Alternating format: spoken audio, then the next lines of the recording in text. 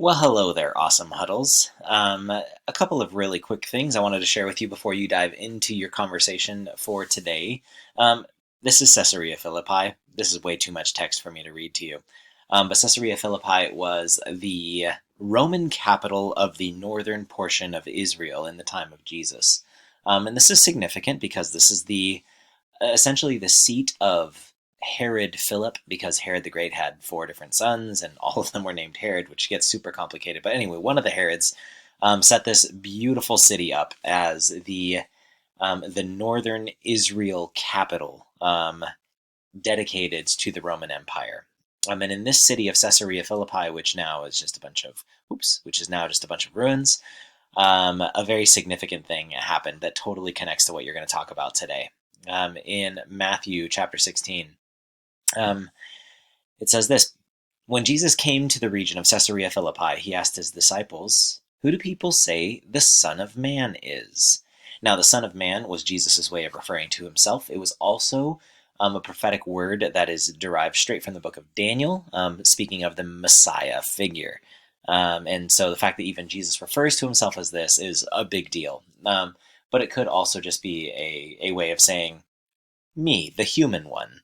And so when Jesus asks his disciples, he's like, "Who do they say I am?" Or "Who do they say the Son of Man is?" And they replied, "Some say John the Baptist, others say Elijah, and still others, Jeremiah or one of the prophets." "But what about you?" he asked. "Who do you say I am?" Simon Peter answered, "You are the Messiah, the Son of the living God." Jesus replied, "Blessed are you, Simon, son of Jonah, for this was not revealed to you by flesh and blood, but by my Father in heaven. And I tell you that you are Peter, and on this rock I will build my church, and the gates of Hades or hell will not overcome it. I will give you the keys to the kingdom of heaven.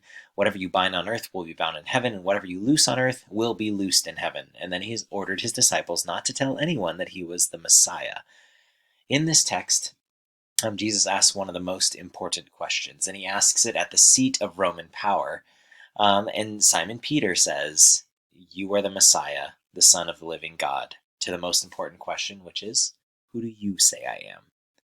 Um, Now, historically, this is significant because Peter makes this claim that the kingdom of God, or that he is the Messiah, the anointed priest slash king, and then Jesus goes on to talk about giving him the keys to the kingdom of God, right? The basileia of God is the Greek term, which is interchangeable with the term for the empire.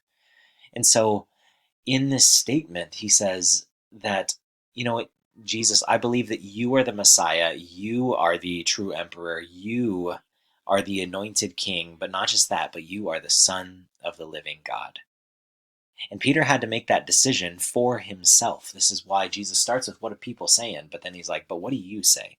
So as you guys talk today, I would encourage you to not only say, "Oh, well, this is what my parents say Jesus is," or "This is what our church say Jesus is," or "This is what Christianity say Jesus is," but as you think about Jesus and his impact on your life, I want you to think about your answer to this question. Who do you say I am? Who is Jesus to you?